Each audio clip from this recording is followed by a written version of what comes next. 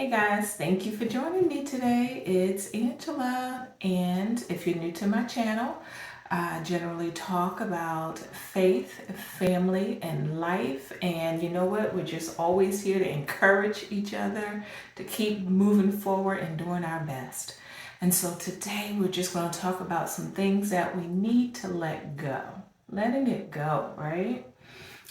Okay, that I think we definitely need to let go of. Something that I can recall in my 30s, around 35, was that pivotal moment for me where I really felt like I was holding on to things that I really didn't need to hold on to anymore. And so it's explaining yourself. Stop explaining. Let it go. And what I mean is this. Sometimes we'll have people call us and they'll say, well, I called you the other day. I didn't hear from you. Okay, I'll call you back. Or I was a little busy. That's enough. But I used to go through this whole thing about, oh, well, I was doing this and I was doing that and then that happened. You don't need to explain everything. You don't need to explain why you were busy or what you were doing. If you have friends that truly know you and love you, they're not offended. And those that are offended, unfortunately, they're going to be offended because that's how they are. And whatever you say is not going to change them from being offended. So stop explaining yourself. There's times where we're asked to go places and do things that we really don't want to go. Just say no, I'm not going to be available. Or the ones that want to borrow something that really is code for, can you give me something? And I have a friend who would say that she has told people, well, I really don't have that amount of money to give away. Even if the person asks to borrow it, because truth be told, you can't guarantee you're going to get it back. So you don't want to give something that you can't do without. Stop explaining, stop overextending ourselves, especially in those areas. And being free enough to make our own decisions and being okay with, hey, I'm just not going to do it. Nope, I'm not available. Don't call me for that. I don't want to. Just no. And so stop explaining. The other thing I thought about was the complaining. Stop complaining.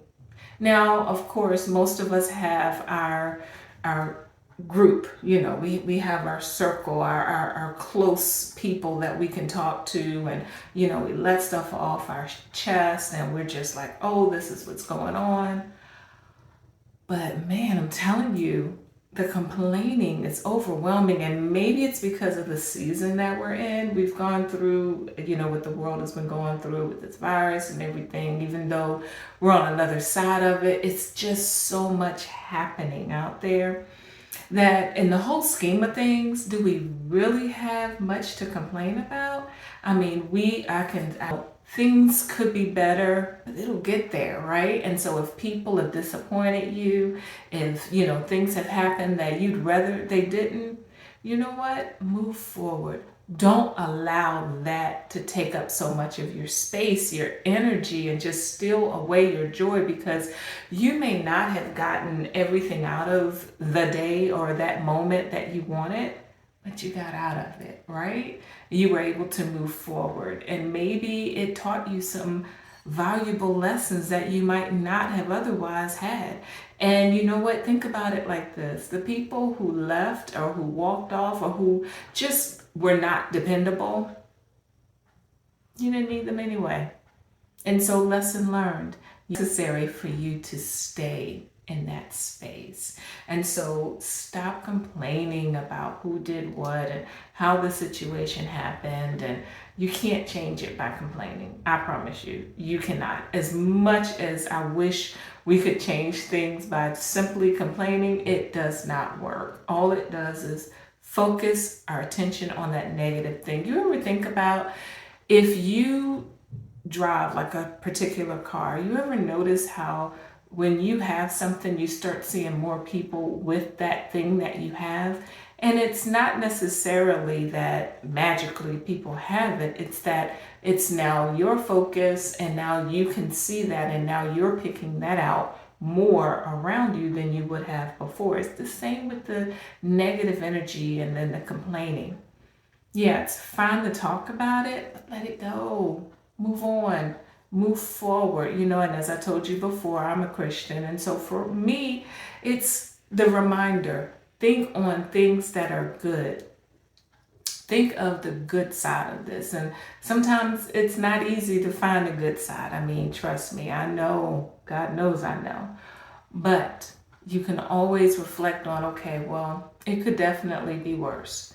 Or you can look at it like, yeah, this may feel like I don't know where the good is in this, but I'm just going to have to trust that I'm not going to be in this moment forever. The point is, don't dwell on these things. If you can't find a solution out of it, you know what to do. Again, as a Christian, I would pray about it, give it to God, let it go, and just start focusing on just reminding myself, okay, God, you said you would fight my battles, God.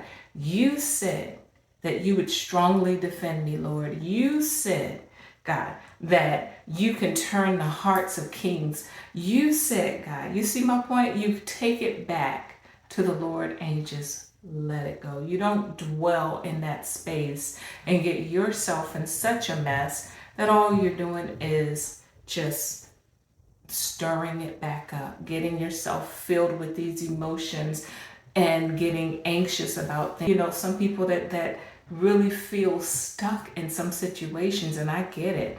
And thank God, we have the professionals that we can check in with and get the help that we need. But we are not going to be successful in continually stirring up these negative things and talking about what this person did and that person did. And I'm going to tell you, when it comes to people, Maya Angelou knew exactly what she was saying when she said, when people show you who they are, believe it. May not be the best thing that you want to believe about that person, but believe it. People know themselves far better than our perception and what we want them to be. If a person is not dependable, they're not dependable. If a person is trustworthy, they're definitely trustworthy, and you already know that. Different aspects of a person's character, you know it. And there's no reason for us to complain about it and then keep putting ourselves in the same situation, hoping that maybe this time they'll do it, when in reality, they're going to be who they are. And lastly, you know what? Stop being so hard on yourself. Stop beating yourself up and thinking that you have to be perfect in order to, succeed in life. Sometimes doing your very best, most of the time, that's all it takes.